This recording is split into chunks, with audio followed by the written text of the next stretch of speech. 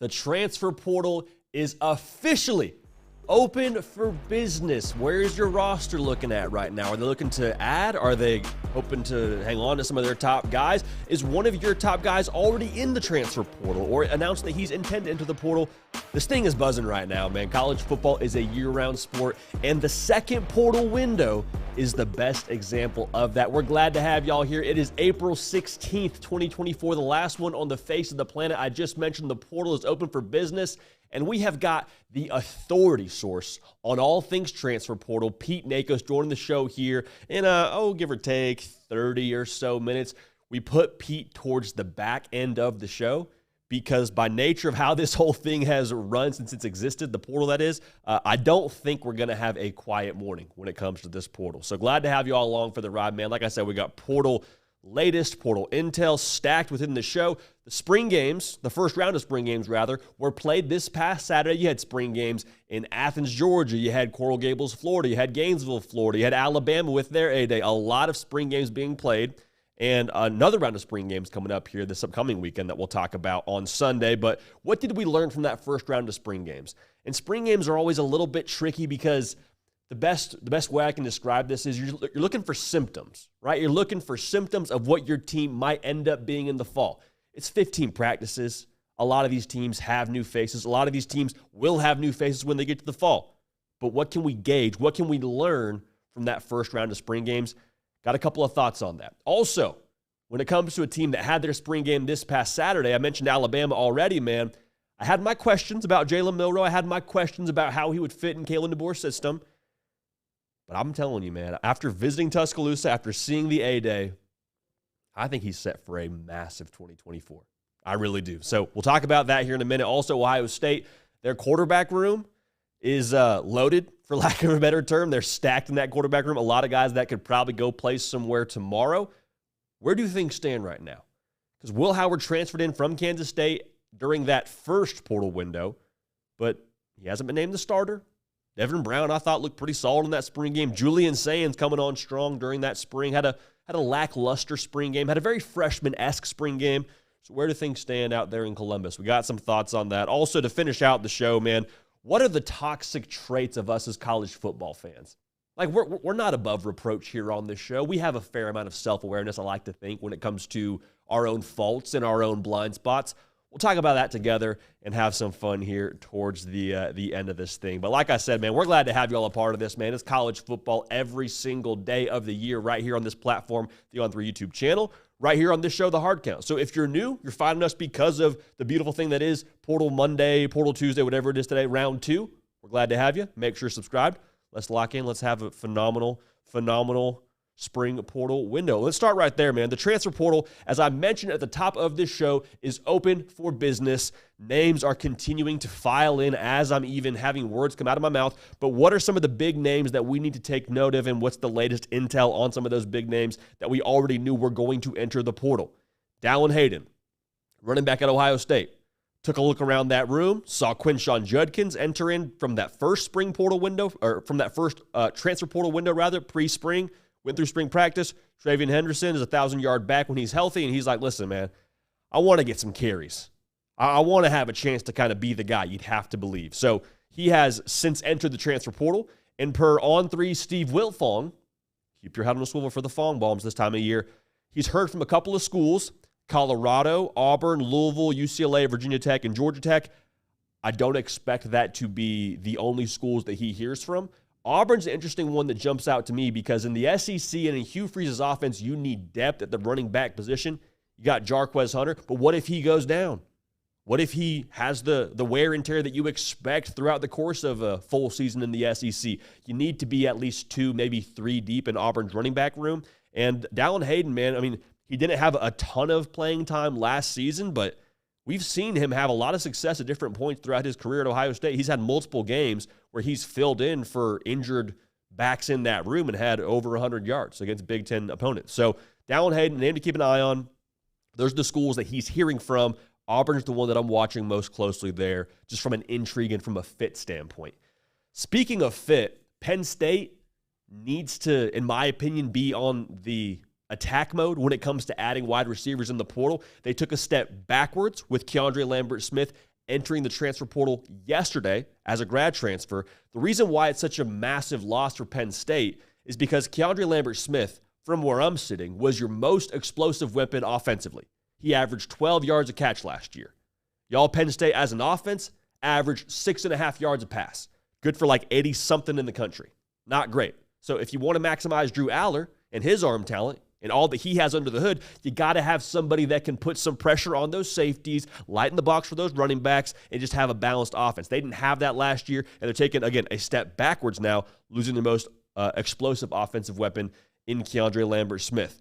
I expect him to have a pretty solid market as this thing starts to take shape. Really excited to hear from Pete Nakos on Keandre Lambert-Smith and who's all in his sweepstakes so far, because I think that's one of the bigger fish that's available right now. Experienced guy, 38-game starter, production that speaks for itself. Really think he's going to have a pretty solid market. Last night, this news broke. Tennessee linebacker Elijah Herring plans to enter the portal. By the time you're watching this, he might already be in there. He led the team last year for Tennessee with 80 tackles, started 11 games. Now, there's sort of two ways you feel about this if you're a Tennessee fan. On one hand, that was a productive dude for you last year with 2 years of eligibility remaining. Never good to lose production like that from your roster. On the other side of things, there's probably some folks in Knoxville that think, okay, well, we're pretty stacked at the linebacker position. Does Elijah Herring have the season that he had in 2023 if we don't experience a little bit of some injury in that department? You know, we'll never know. But at the end of the day, I think he's going to have a pretty solid market because Pete Nakos put out a portal primer yesterday on the On3 website, so on3.com. So check that out. Make sure you're tuned in there. But in his primer, he talks about some positions that will be in high demand during the spring portal window. And one of those positions he mentioned explicitly was linebacker.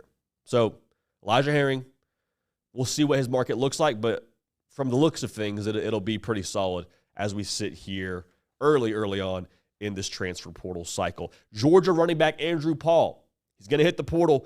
From the outside looking in, you'd have to believe it's just a crowded room, kind of a similar situation with Dallin Hayden. You got Trevor Etienne in there. You got Roderick Robinson who's in there who looks like a creative player.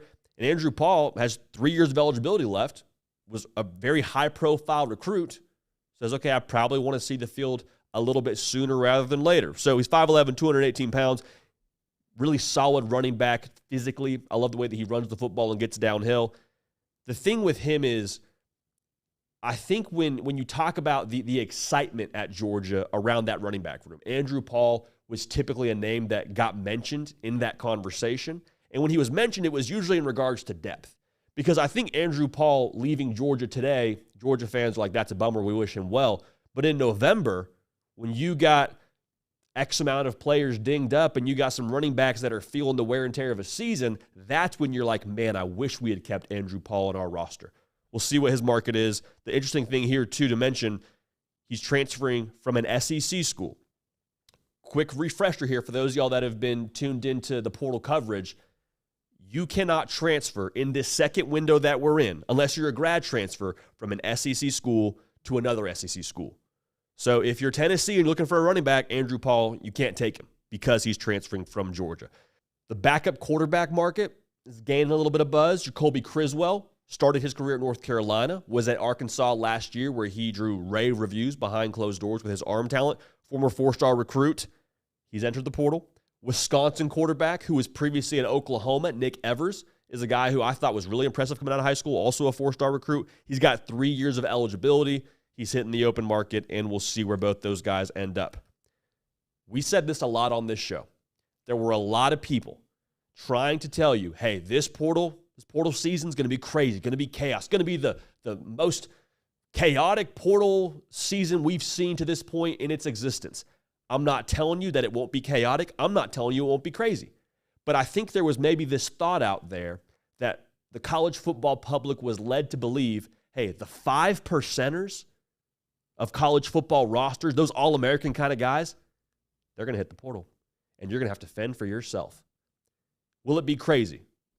I think by the looks of how we're trending right now, yeah, it's probably going to be crazy. There's going to be a little bit of chaos going on. That's true. Will it be your 5%ers? No, I don't think so. Now, to be fair, there's some more runway for this portal to heat up a little bit more. I think what you're going to see is this second round of spring games is going to happen. Guys are going to try to put some money on tape, to use an NFL draft term, for wherever their next destination could be. Go out, ball, have a good spring game, help your market value, and then hit the portal. So this time next week, we could be talking about another wave of names that end up impacting this whole thing. But what I think is important for us to mention here is this transfer portal window, again, not going to be the 5%ers. You're not going to feel it so much in August, but I think when you will feel the impact of this portal will be November. This is very much so a depth and beefing up your roster kind of season right now. Because, again, Andrew Paul, perfect example. Right now, Georgia fans, disappointed he's leaving. That's a good back. He would have helped our depth.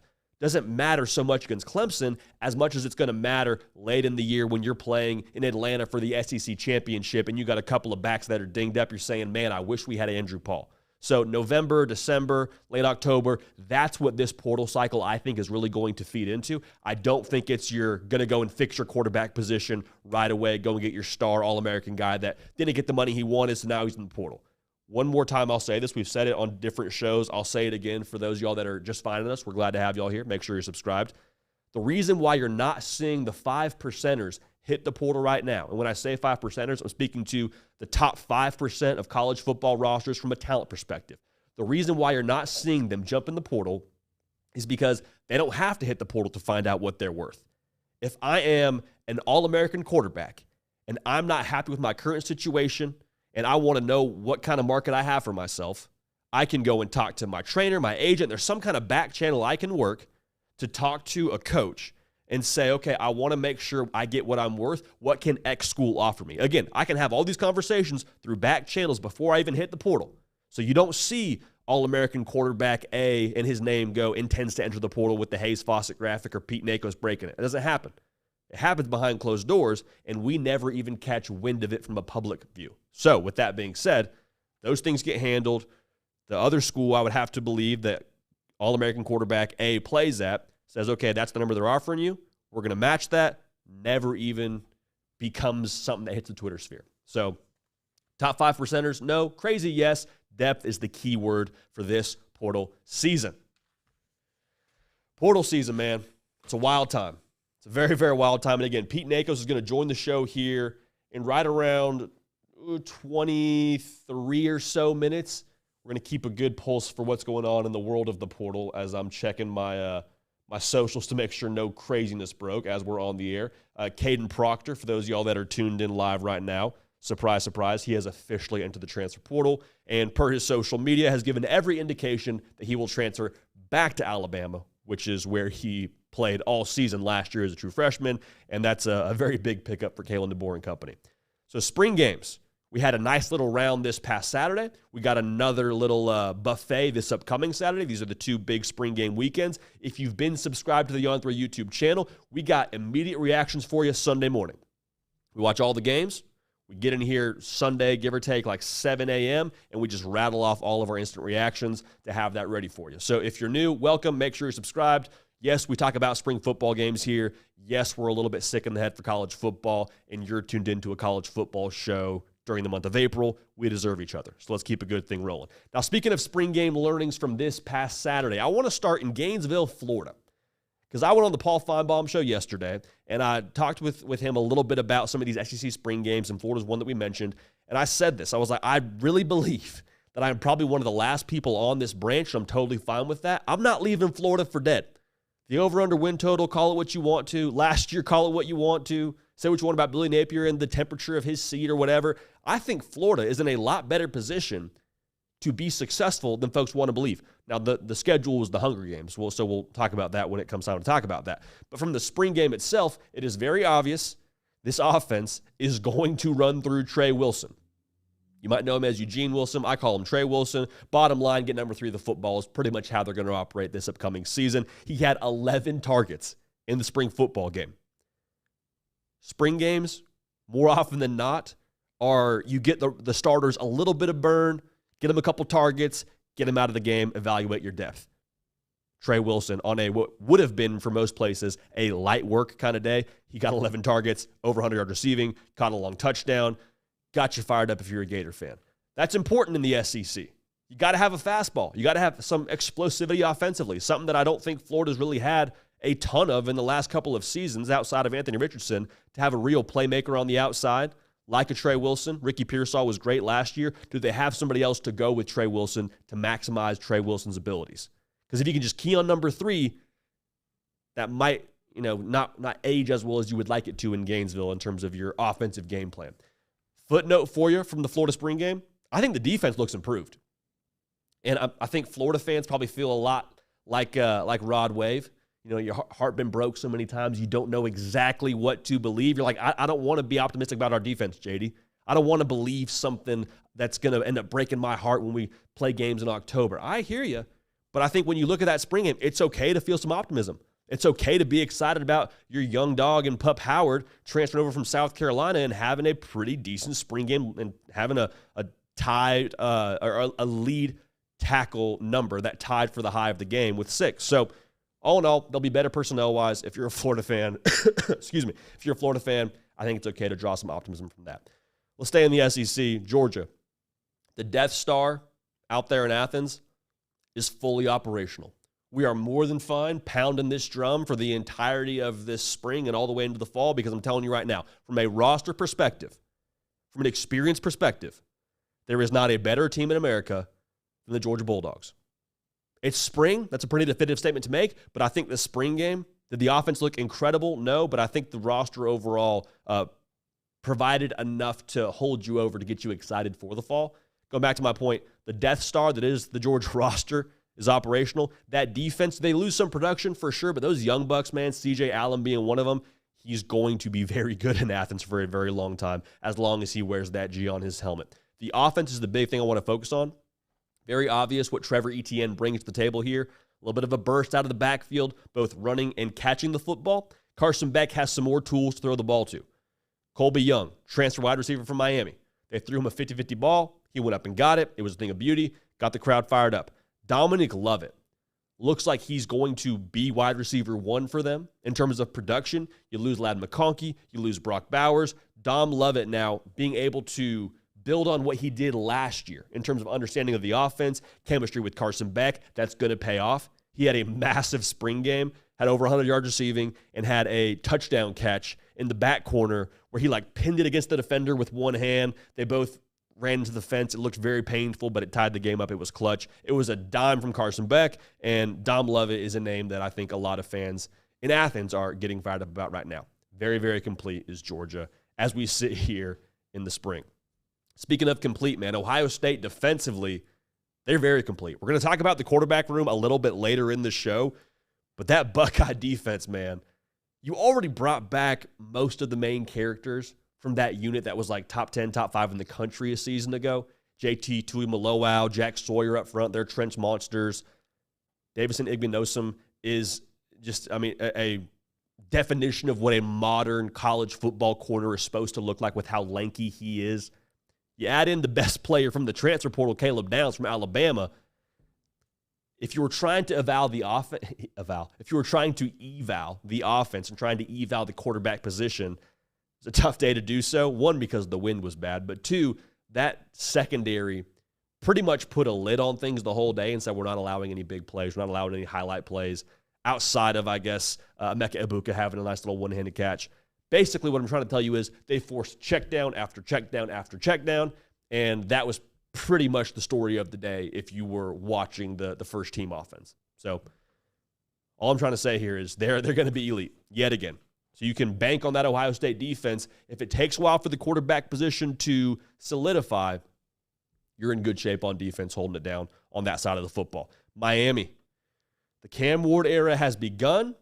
And if you were trying to temper expectations, it was a tough day for you because Cam Ward went 19 for 24, over 3 bills, and 3 touchdowns. He is verifiably an upgrade for you at the quarterback position. That's not me dunking on TVD. I'm just trying to tell you how it is right here. He is a better quarterback for you than you've had ever in the Mario Cristobal era in Coral Gables. So what does that mean? Well, it means if you were supposed to, I say supposed to, 7-5 last year, really should have been 8-4. It is what it is. If you're taking these steps as a football team, you now have a quarterback to equip you to take that next step. Now, he still has to do it. I thought there were a couple of times there where he made plays off schedule with, the flip pass, kind of shovel passing it when he's in pressure. Makes you a little bit nervous that you're ad-libbing that way during a spring game. But when he was on time and playing within the structure of this offense, he was dialed in. He had a day and a half when it came to what he did statistically. Talking about upgrades, too, worth noting, last year Miami had a 3.5% interception rate. That means of all the passes they threw, 3.5% of those ended in an INT. That's good for 106th in the country. Cam Ward, much better when it comes to taking care of the football, throwing it downfield. Taking care of those fumbles, gotta alleviate that, but he's much better in that department. He threw for over 300, as I mentioned. Miami averaged 250 pass yards a game. Not bad, but again, Cam Ward, he is the upgrade in every single sense of the word. Good to see that translate during the spring game. Got to happen during the practice days before it happens on game day. So Miami, it's happening during the practice days. So far, so good. One more team to touch on here, Alabama. The Kalen DeBoer edge, I think, is going to be physical. People, Nick Saban kind of had a brand of his own that he brought to the table in Tuscaloosa. They were smash mouth. They were push you around. They had obviously some really good quarterbacks there as well during Nick Saban's time. But I think the concern was Kalen DeBoer arrives in Tuscaloosa. He's known for throwing the football around the yard. Are we still going to be physical?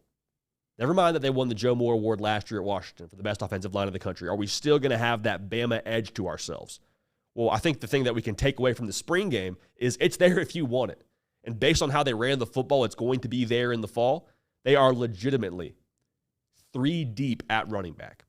Between Jam Miller, who won A-Day MVP, and Justice Haynes, who was built like a truck and who we talked to Coach Kalen DeBoer about, and Richard Young, the young buck, all 3 of those cats, I think, can tote the mail for you at any given time during the course of this season. And being that deep at running back in the SEC is a non-negotiable if you want to play meaningful games well into December and obviously in the college football playoff. And if you want to win the SEC again, Kalen DeBoer's first year out there. So, again, spring football, it's for taking a temperature, trying to gauge the symptoms. We're not trying to diagnose anything, just kind of get a symptom, figure out what you are in the spring and how that's going to translate when we get to the fall.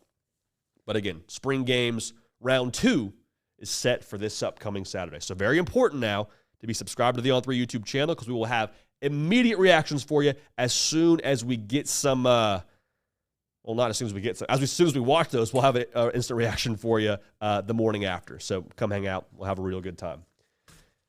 If you're watching right now on YouTube, we appreciate you. Make sure you like the video as we keep a good thing rolling. We got Pete Nakos set to join the show here in less than 15 minutes. We preface some of those big names in the portal. I didn't even get to all of them from that one segment. We just kind of went through the quick hitters. We'll talk to Pete a lot about the market in the transfer portal. We'll talk about how NIL dollars are being spent. We'll talk about positions that are in high demand. And also we'll get some intel on some of those names that we mentioned during that portal segment at the top of the show. So again, make sure you've liked the video and we'll keep a good thing going.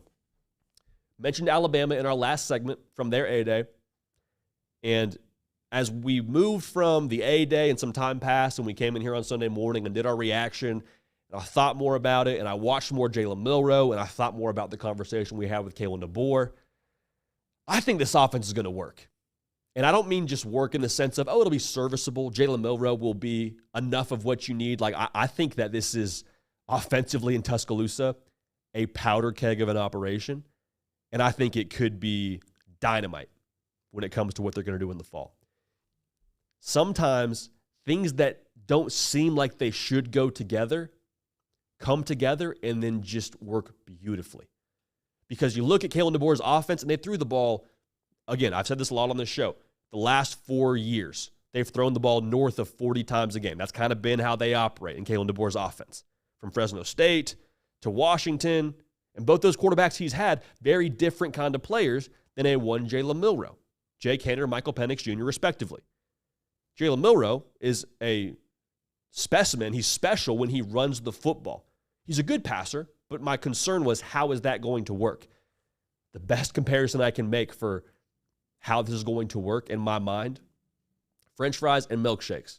I'm from the West Coast, so In-N-Out's a staple out there. there are some folks that dip their French fry in their respective milkshake. It sounds gross, doesn't make sense, but when you actually try it for the first time, it's a beautiful thing. And it works perfectly. They complement each other just right. The salt, the sweetness from the shake, like it just, I can't explain it perfectly, but when you try it, when you see it, when you taste it, it's beautiful. So that's a weird enough comparison for us to jump into how Kalen DeBoer and Jalen Milroe are going to work together offensively. I had my questions going into this thing. I did, for reasons I already mentioned. But when we talk about this offense and the basics of it, I think it's going to play really well into the questions I had for Jalen Milroe. Because Jalen Milroe last year, I'll say it again, he was a good passer at multiple points. It just, he wasn't consistent in the throws you needed him to be consistent at. Like that 10 to 15 yard range, I felt like there were opportunities that were left on the table for Alabama and for Jalen Milroe respectively. I want to make this clear too as we jump into this. This is not a record or season prediction for Alabama. I'm not telling you they're winning the SEC. I'm not telling you Jalen Milroe is winning the Heisman Trophy. I'm just telling you this offense is going to score a lot of points. I think it'll be even better than it was a season ago. So going back to what I was saying, the base of this offense, some of the basics that it will implement, it's going to spread you out. Say, JD, no duh, it's a spread offense. They're going to spread you out. We watched the spring game too. What's important about that is as you align to spread out your offense, the defense has to honor that. They got to spread out with your playmakers. And so what they do pre-snap, in addition to that, is Kalen DeBoer does a lot of pre-snap movement. And he doesn't just, do the jet motion across the formation. He'll do some of that. What they do a lot at Washington a season ago that you saw, they would shift the formation of their wide receivers really close to the snap. And what that does for a defense is we have to communicate and realign to what you just did offensively. Pretty straightforward. If the offense adjusts, more often than not, the defense has to adjust with them. When you change your plan, we have to change our plan. And the reason why that's important, the greater amount of times that we make you change your plan, the more times you have to communicate, the more times you have to realign. And that just causes a greater potential for you to misalign, for you to miscommunicate, for you to, at the very least, have to simplify your plan defensively. All of those things favor us as the offense. All of those things favor Jalen Milroe. So what I think that's going to make for happening is a lot of what I would call real estate throws. Like before the snap, I know if I'm number 4 back there playing quarterback, by nature of how they just aligned to what we did pre-snap, I got an easy access throw.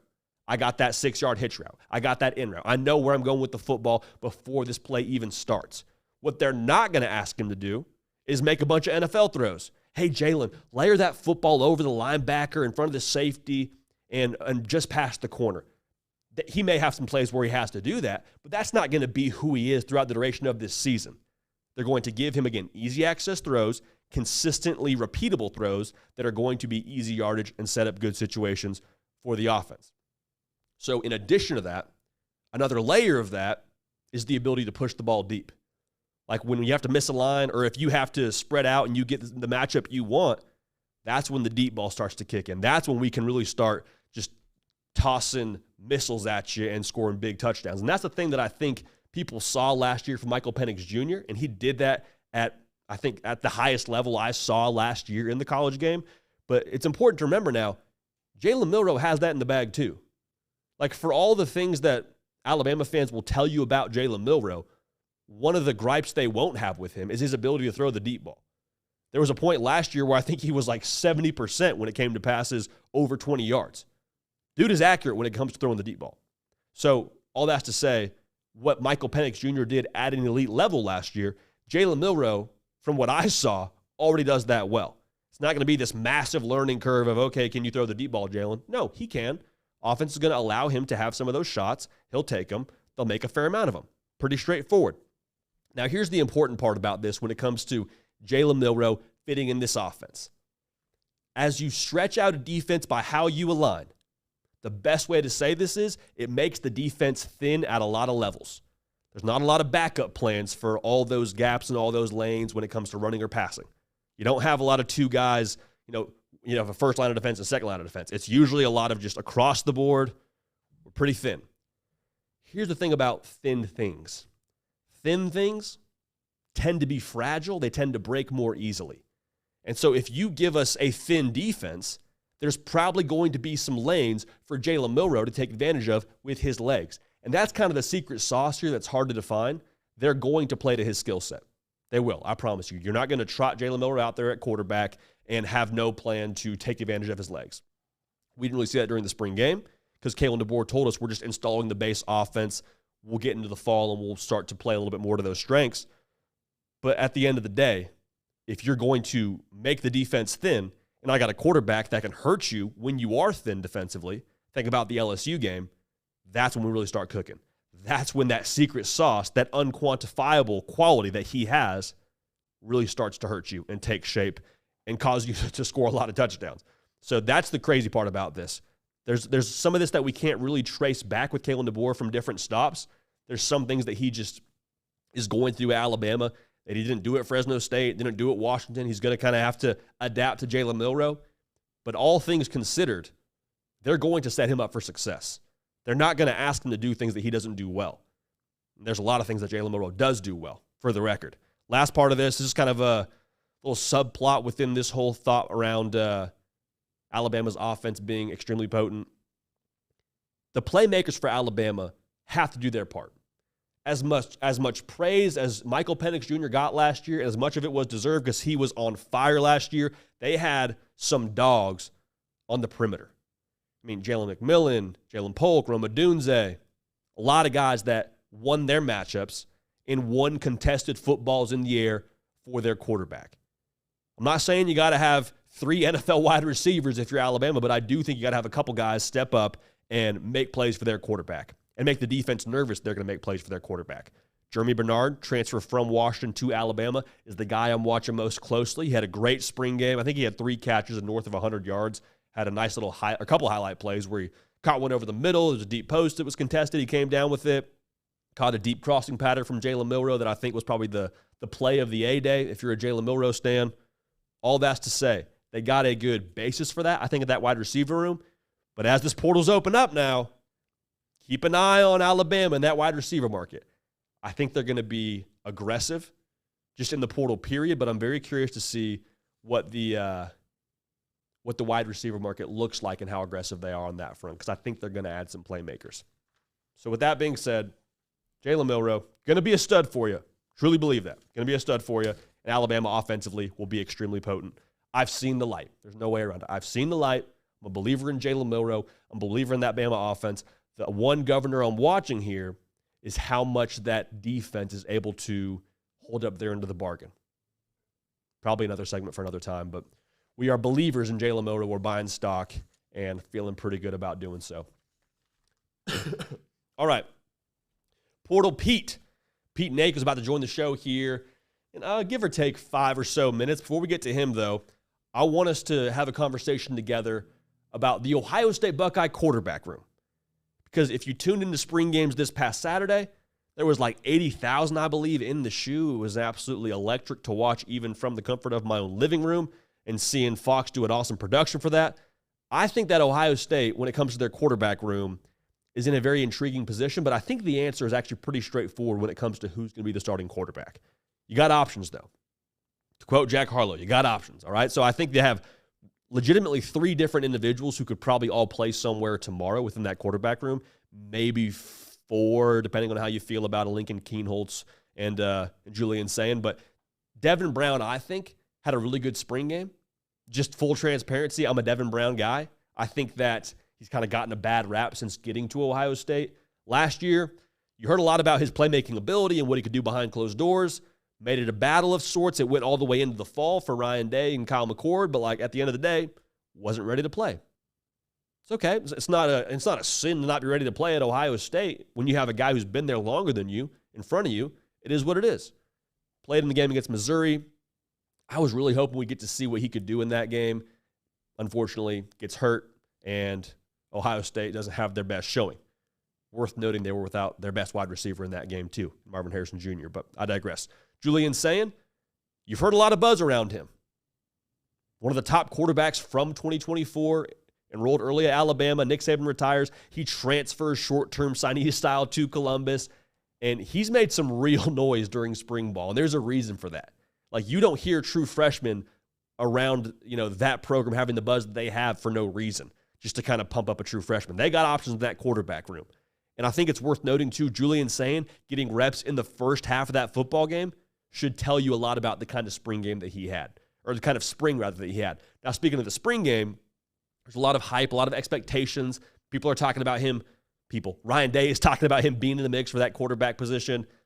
Overall, you kind of saw him look like a freshman in that spring game, and he's a talented true freshman. He looked that way in the spring game, and it's hard to fault him for his first action in front of 80,000 people not lighting the world on fire. Will Howard, transferring over from Kansas State in that first portal window, his resume speaks for itself, right? His resume and what he did at Kansas State and the Big 12 title he has to his name tells you a lot about the kind of player he is. And so when people talk about the Ohio State quarterback room, I think the anti-Buckeye folks from other fan bases will say, well, why is it taking so long? Thought you had your guy in the transfer portal that you already snagged with Will Howard. We're sitting here after 15 practices. You got Chip Kelly running the show. You don't have a quarterback yet? Do you not have a good option? I think what most Buckeye fans would respond to that is, well, hey, this is how Ryan Day does things, all right? Ryan Day doesn't name a starting quarterback after spring practice, even when it was Justin Fields. And pretty much everyone and their mama knew he was going to be the guy. He was not announced as the starter until mid-August. C.J. Stroud, same deal. You knew what he was. You knew what he was bringing to the table. You knew his ability. You knew how highly touted he was out of high school. There wasn't really a strong number 2 option for you there that you felt like was going to beat him out. He wasn't named until fall camp as the starter. So what I'm trying to say here is it was 15 practices. I'm not overly concerned if a guy hasn't grabbed the job by the throat just yet. It's not how things have gone at Ohio State. Typically, goes into fall camp. Heck, last year with Kyle McCord and Devin Brown, Ryan Day took a couple of games to name the starter.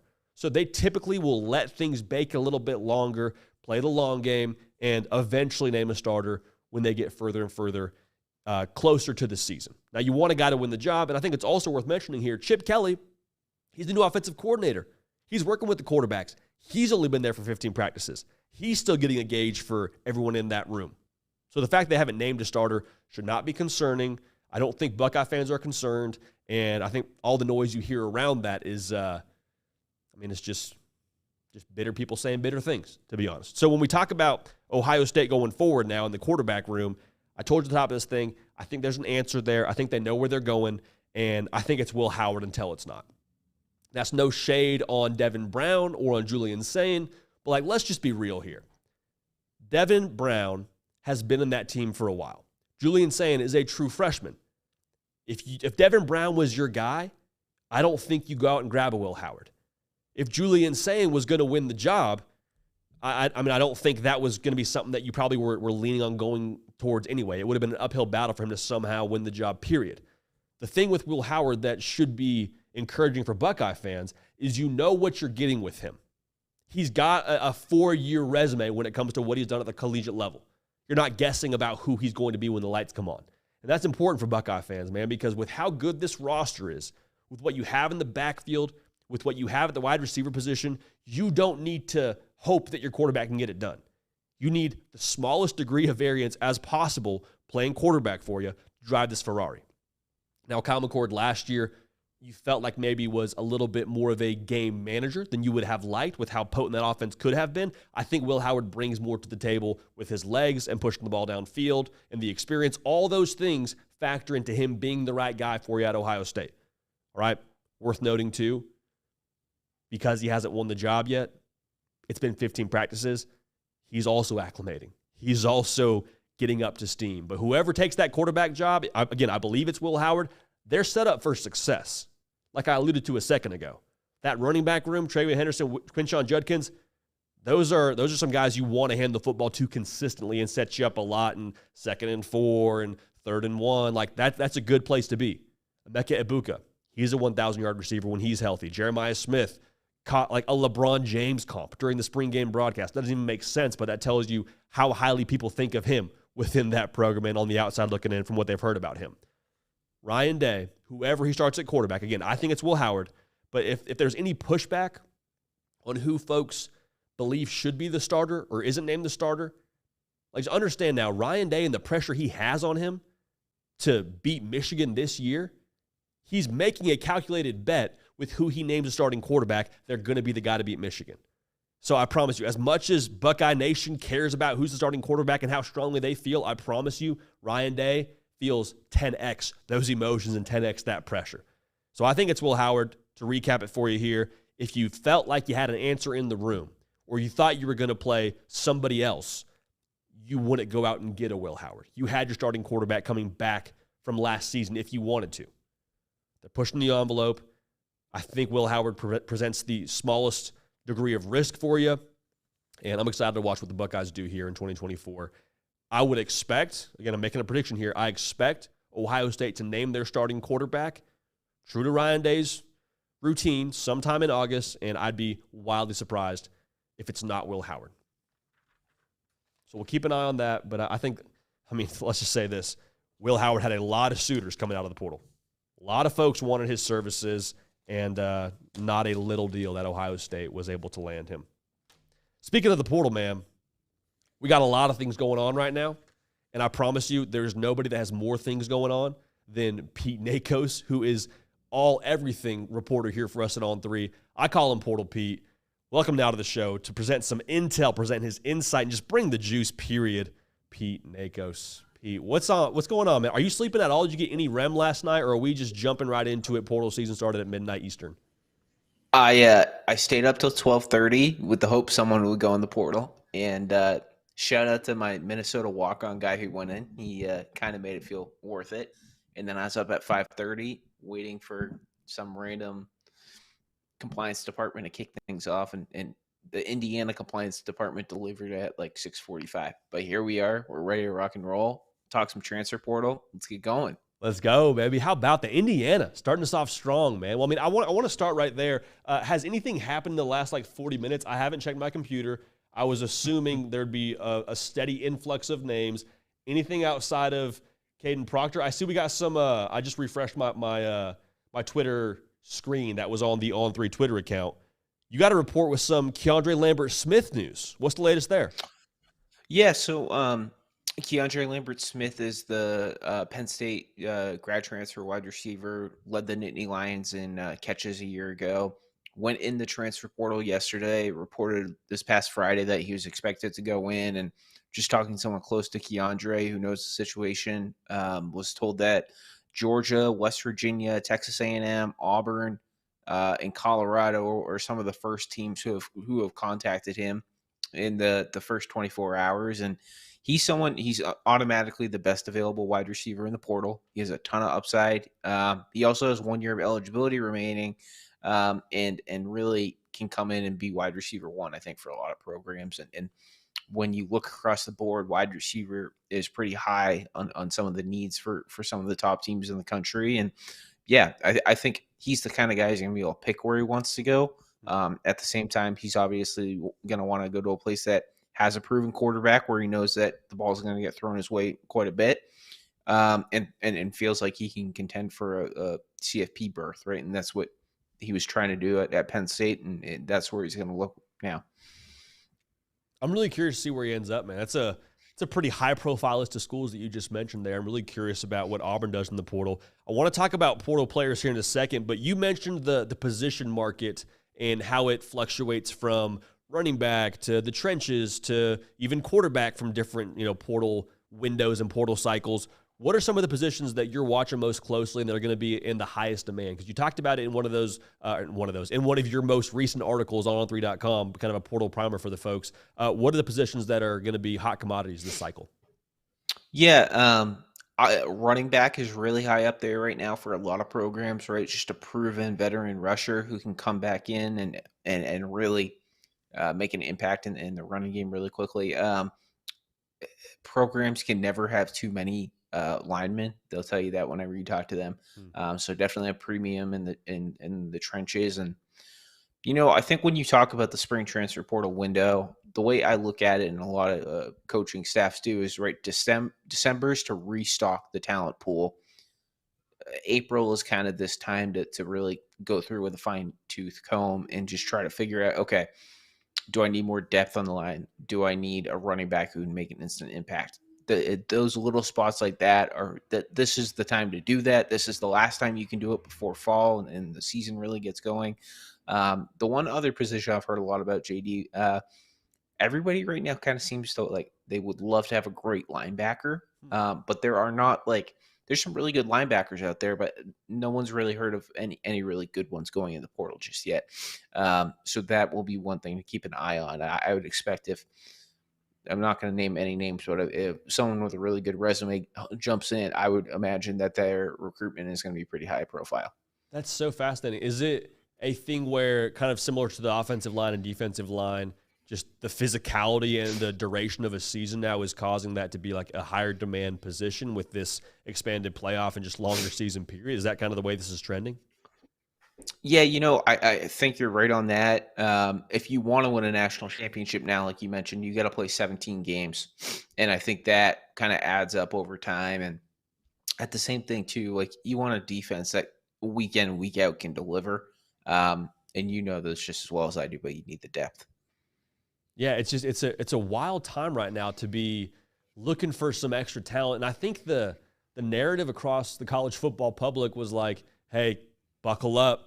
Going to be the craziest portal cycle we've seen. And it might still be crazy. I mean, I don't want to just totally throw that thought away, but kind of what you said, it seems like this is sort of that time of year where teams are looking to add depth as opposed to adding like a top 5%er kind of player in the country.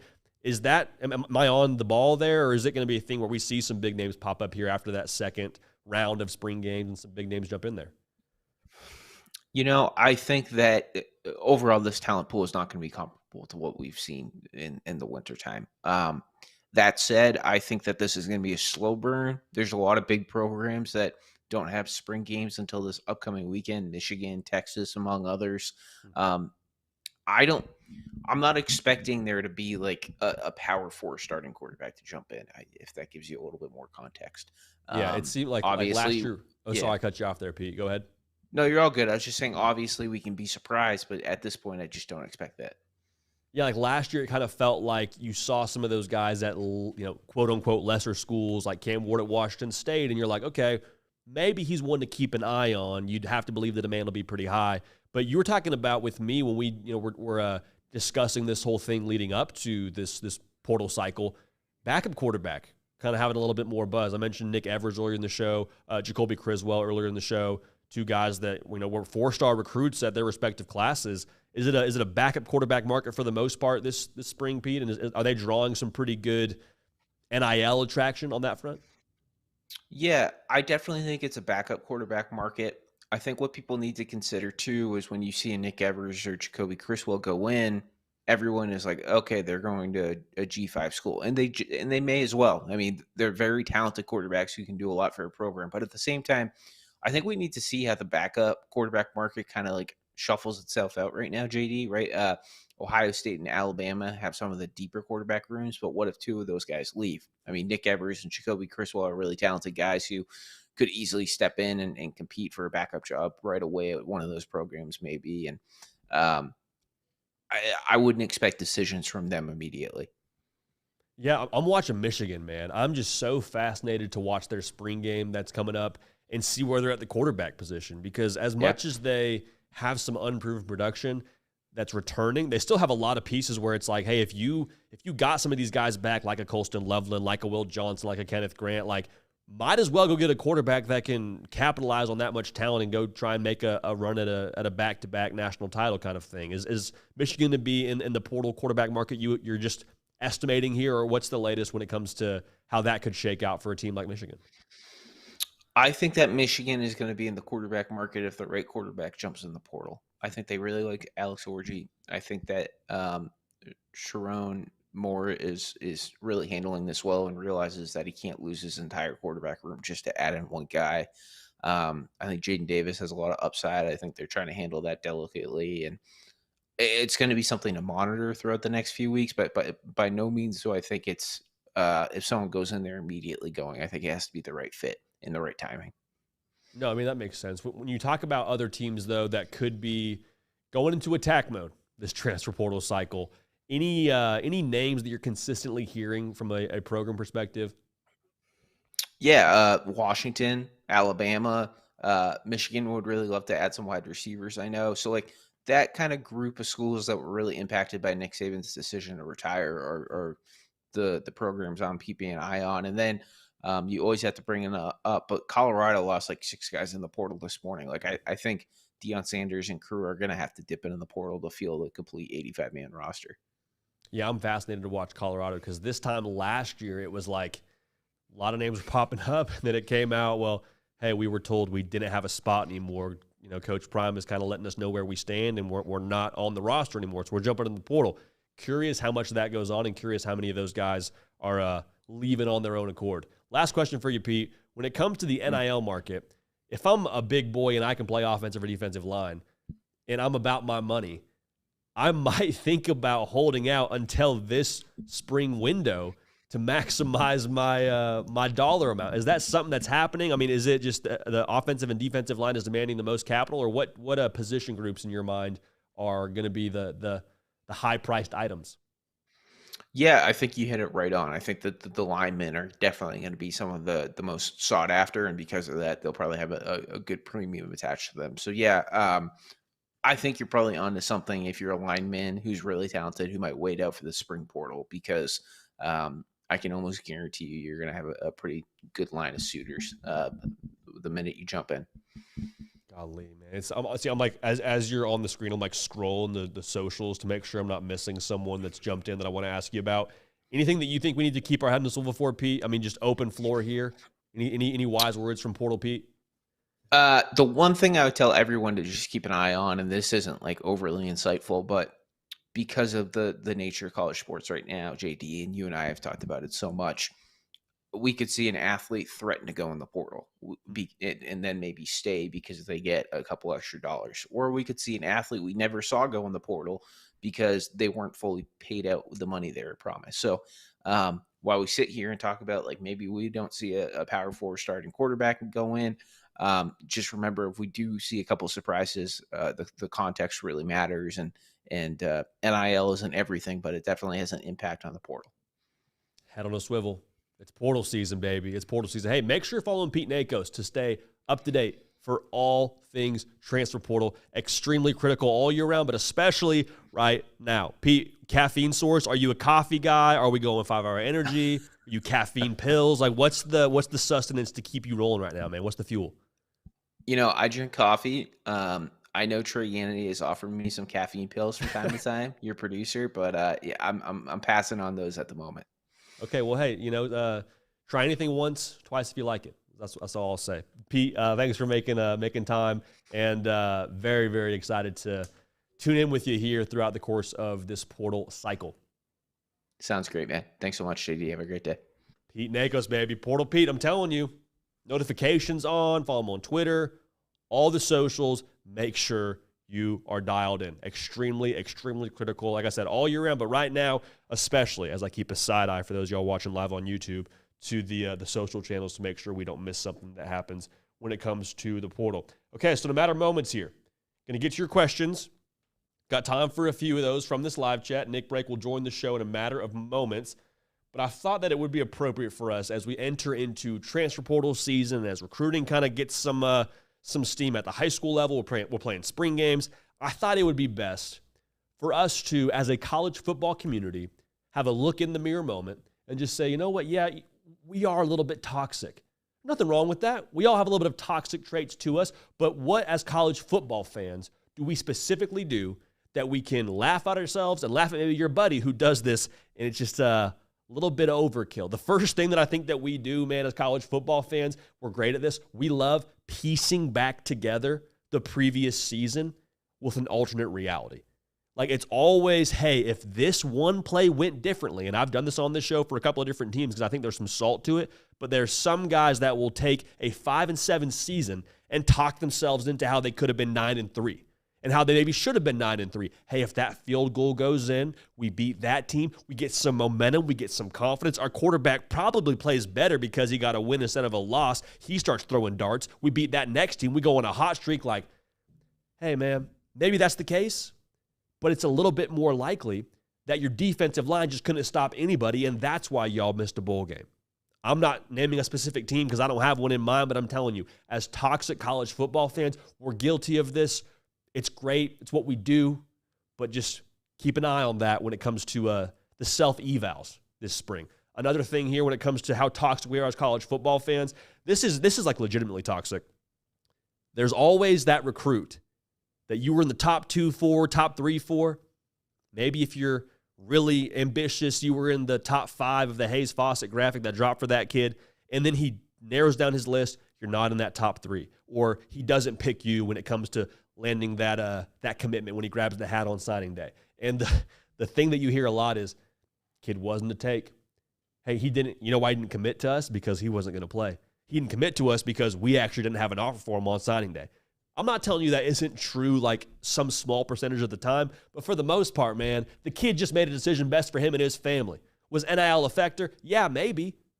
Probably was when it comes to what today is in college football and how the recruiting landscape works, but there's always this thought of, man, hey, we didn't want him. We broke up with them. They didn't break up with us. We were always going to be good, whether we landed that 5-star recruit or not. Crazy how that works. NIL kind of factored into that. This is kind of a new one that we do as college football fans. Hey, school X just dropped a bag.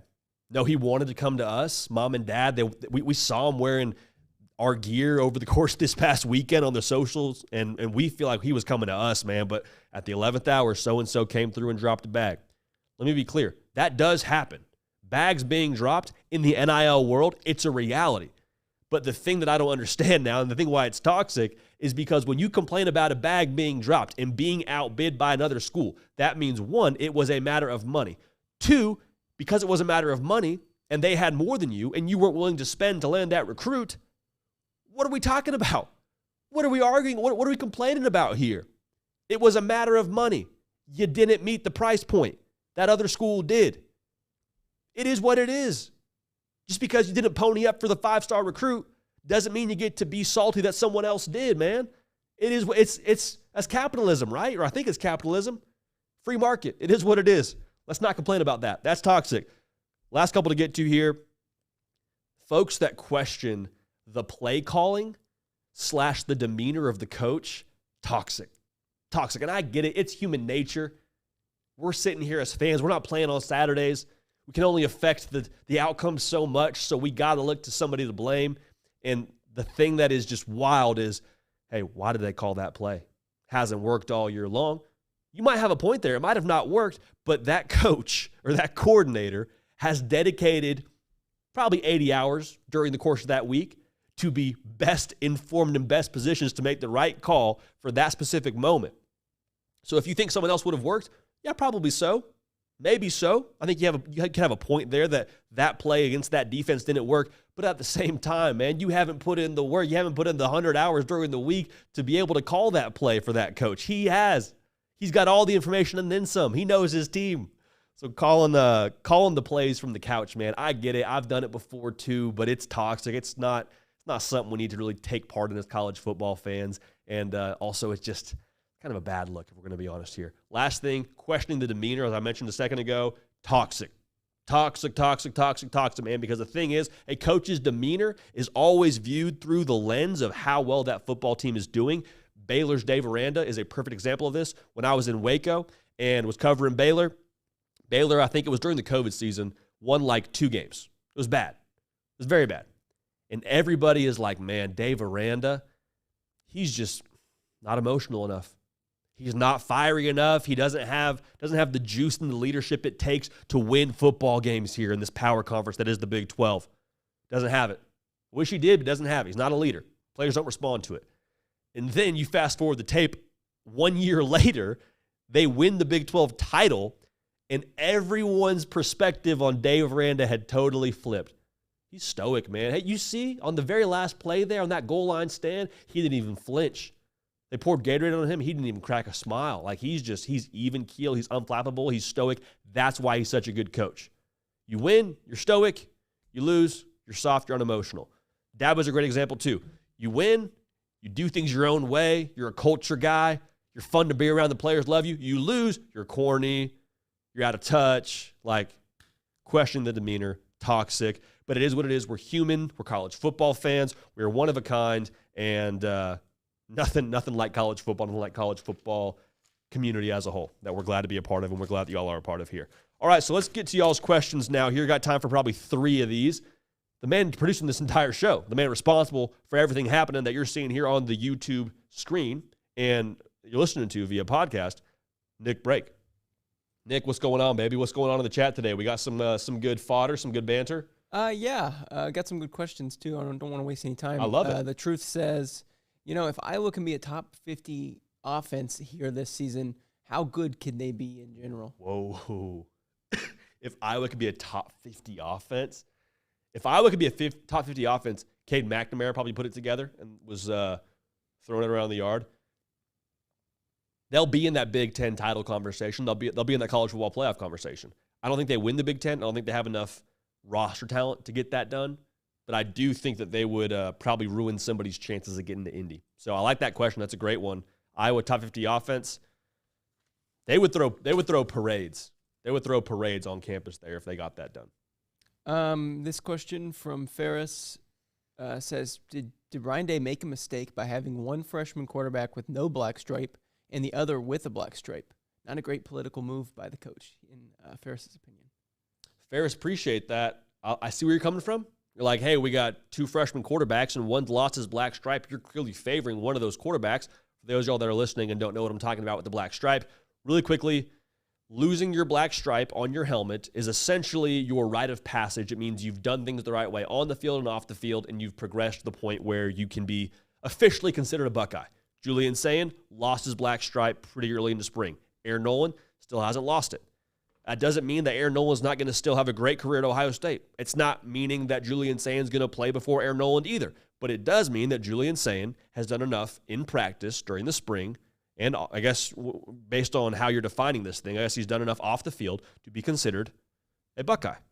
Aaron Nolan could still be that. He's just at this point in time, whether it's behind closed doors with spring practice or something else, he hasn't done enough to be considered a Buckeye and lose that black stripe. So I'm not worried. I don't think there's any politics. I think it's all about their standards internally, and Julian Sayin has met those, and Aaron Nolan is still acclimating and still getting there. So I don't have any issue with it. It is what it is. More power to Ryan Day, and good for Julian Sayin. Sydney wants an early prediction for Auburn, Alabama this year. Any chance Alabama or Auburn can win? There's a chance. There's definitely a chance. I would probably lean Alabama right now. But Auburn, man, with how close they played them, I wonder if they're able to bottle that up and take it to Tuscaloosa, because I think playing in Jordan-Hare probably played a pretty big factor in that game. But also Peyton Thorne did not have a great day at the office when it came to throwing the football downfield. Is he able to progress, and is he a better version of himself in that game this year? Does that make the difference? I don't know. The offense played well enough to win that game last year. Make no mistake. Peyton Thorne, Jarquez Hunter, they weren't out there for 4th and 31. That defense was. And that defense, I think, will be improved even more under DJ Durkin. So it's definitely possible. Obviously, with the context we have now, it's tough to predict. I'd probably lean Alabama right now with it being in Tuscaloosa. But, of course, we will give you a prediction, and we'll break it down when it comes time for that game to be played. Nick Brake, man, anything you want to leave the people with? Any break bites? I yield my comments to one question because they were asking a lot of times. Javier says, what teams are you most excited to watch this season and why? Dude, you're the people's champ. We say, Nick, what do you think? You're like, ask the people what they think. Team most excited to watch? I am – to narrow it down to one is tough. I'll give you a player and I'll give you a team. I think player, Nico Iamaleava. His potential, his physical tools, seeing him practice, like that dude is special. And with how much pressure he has on his shoulders and how good he could allow Tennessee to be, pretty potent stuff. He could change the complexion of who wins the SEC. Period. Mic drop the end. Team I'm most excited to see in 2024. Man, I'm excited to see Auburn. I know we just talked about them, but getting to go out to visit that facility and visit with Coach Freeze and see how they were in practice, like everything about what they're doing just feels big time. It feels put together. It feels like there's a clear direction. And it's tough to quantify. A feeling, obviously, is tough to put into words and allocate that to a number of wins. But I really believe that the more you do the right things behind closed doors and the more you do the right things structurally, the right input creates the right output. And I feel like Auburn's really put together a phenomenal input when it comes to what they've done this offseason and what they're doing during the spring. Hugh Freeze calling the offense too. Could be a game changer when it comes to Peyton Thorne and his progress. Also, Cam Coleman is a one of one. So he'll be awesome this year too. Yep. How about Javier? Yeah. Shout out Nick is Javier. the GOAT. Also, shout out Dezu. Shout out me. Dude, shout it's me out, it's so like back at you. it's the Nick Break fan club in there, bro. Sometimes. I love it. Sometimes. Yeah. Fickle. Sometimes. Fickle as it all. Luke Fickle as it always is. Mm-hmm. Yep. We need to get Luke Fickle back on the show. Nick, you're the man, bro. We'll do it again same time tomorrow. Same time. See you, man. Nick Break holding it down. We appreciate y'all getting in the live chat. Hey, tomorrow, more portal talk. We will have transfer portal needs for your team. We'll talk through some contenders. There's an article out right now on on3.com from Jesse Simonton. I keep saying this, man. Follow Jesse Simonton. We're going to get him on the show here in the near future to just talk some ball before the season gets started. But go read that article. Phenomenal content. He's delivering heaters all offseason long, so dial in with him, and we'll break down some of our thoughts on that topic tomorrow. Hey, glad to have y'all here. We do not take this for granted, even for a second. So grateful that y'all take the time to come hang out with us and talk about the greatest sport on the face of the planet. That is, of course, college football. This community is what makes it special. We really appreciate y'all, all right? So make sure you're subscribed on the way out to be a part of this thing. We love y'all. We appreciate y'all. We're going to keep this party rolling, and we will see y'all next time.